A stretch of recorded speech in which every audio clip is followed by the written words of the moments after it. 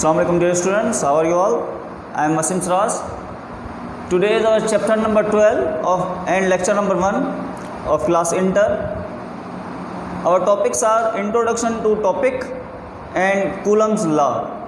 So what is our topic? Our topic is electrostatics और our chapter is electrostatics. अब यहाँ पर दो वर्ड्स यूज़ किए गए हैं, एक इलेक्ट्रो और एक statics. What does it mean? Electro mean charges, static mean rest. It means that the study of charges when they are in rest. Okay, हम चार्जेस की स्टडी करें जब वो रेस्ट में हो. वो चार्जेस कौन सी हैं? इलेक्ट्रिक चार्जेस हैं. ठीक है. अब कूलम्स लॉ क्या कहता है? The magnitude of the force of attraction और repulsion between two charges at rest was studied by Charles Coulomb. He formulated a law known as Coulomb's law.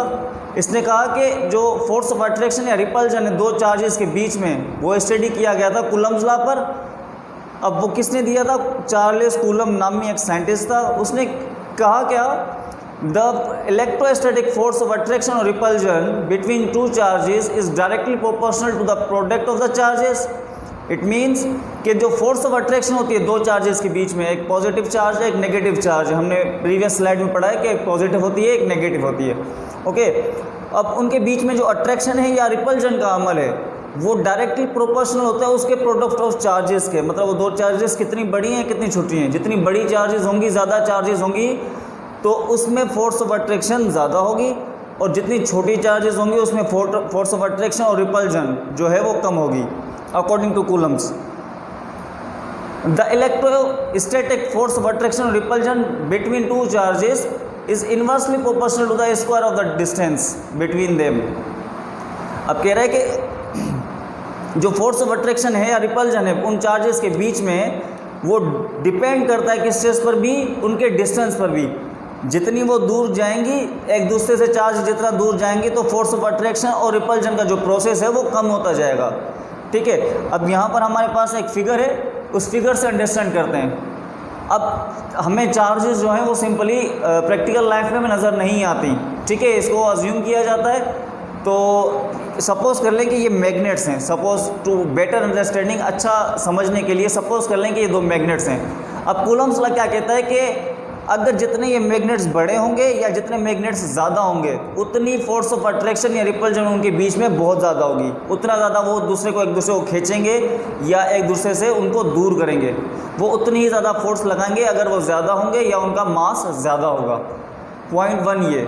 दूसरी पॉइंट ये कि जितना इनके बीच में डिस्टेंस बढ़ता जाएगा, distance between them will increase, that causes, उसके वजह से क्या होगा कि फोर्स ऑफ अट्रैक्शन और रिपल्जन कम हो जाएगी. अगर इनकी फोर्स ऑफ अट्रैक्शन या रिपल्जन बढ़ानी है तो क्या करेंगे? हम इनको करीब करेंगे, डिस्टेंस कम करेंगे, तो फोर्स ऑफ अट्रैक्शन या रिपल्जन जो है वो बढ़ जाएगी. यहाँ पर दो पॉइंट्स है. अब एक पॉइंट कहती है कि F is directly proportional to Q1 Q2 product of charges. दूसरी पॉइंट कहती है F is inversely proportional to 1/r², radius का स्क्वायर, डिस्टेंस बिटवीन देम. जब हम अल्फ़ा को हटाएंगे तो इक्वल आता है. इक्वल की जगह जब अल्फ़ा कन्वर्ट होता है इक्वल में, तो यहाँ पर कांस्टेंट के ना कोई कांस्टेंट आता है. तो where k is constant of proportionality. Okay. अब वैल्यू ऑफ के, जो के की जो वैल्यू है, is equal to 1/4 pi epsilon naught. अब ये जो वैल्यू ऑफ के बराबर है 1/4 पाई एप्सिलॉन नॉट. अब यहाँ पर 4 और pi is constant. Then what is epsilon? Epsilon naught is permittivity of free space. अब यहाँ पर हमारे पास डिफरेंट किस्म के मटेरियल्स होते हैं, तो हर किसी मटेरियल की अपनी परमिटिविटी होती है. लेट सपोज आयरन है या कोबाल्ट है या आप कॉपर ले लें या स्टील ले लें, हर किसी की परमिटिविटी स्पेस अलग अलग होती है. ठीक है, हर किसी की वैल्यू अलग अलग होती है. When we put its permittivity of free space in this formula 1/4 pi epsilon naught 8.85 into 10⁻⁻12 coulomb square per Newton meter square. The value of K will become 8.98755 into 10⁻9 Newton meter square per coulomb square.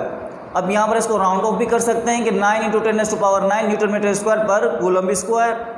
Okay. और ये जो लिखा हुआ है the value of के putting, हम उस फार्मूले में पुट करेंगे तो इसकी जगह पर हमारा आंसर क्या आ रहा था, 9 × 10⁻⁹ न्यूटन मीटर स्क्वायर पर coulomb square. Okay, where F is the force exerted by Q1 on Q2। F जो है वो फोर्स एक्सर्ट हो रही है Q1 पर और Q2 पर। अब फोर्सेस दो किस्म की होती हैं, अट्रैक्शन एंड रिपल्जन, या तो अट्रैक्शन करेगा या रिपल्जन करेगा। Is the unit vector along the line joining of two charges from Q1 and Q2। वो जो लाइन होगी उनके बीच में वो ज्वाइन करेगी। I hope you understand this lecture. अगर आपको कोई भी क्वेश्चन या क्वेरी हो आप इसमें से पूछ सकते हैं। Thank you.